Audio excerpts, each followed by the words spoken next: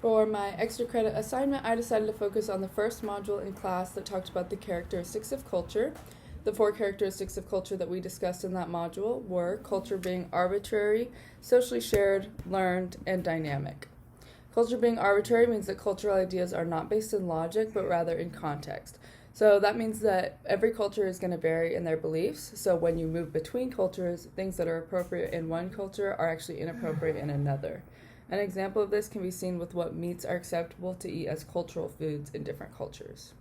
Secondly, culture being socially shared refers to the idea that when you exist in a culture, ideas become so shared between people that you begin to see those ideas as the normal. So this comes naturally due to the nature of culture. Next, culture is learned. This means that the knowledge of the culture and its practices are learned by passing them on to the next generation via enculturation.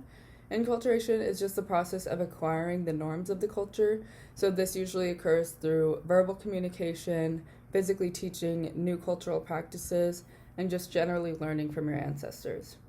Finally, culture is dynamic, so this means that culture is forever changing and evolving.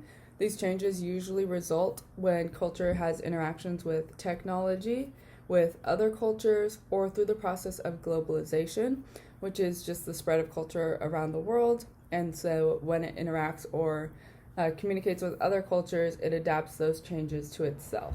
So all of these scenarios expose the culture to new ideas and force its adaptation.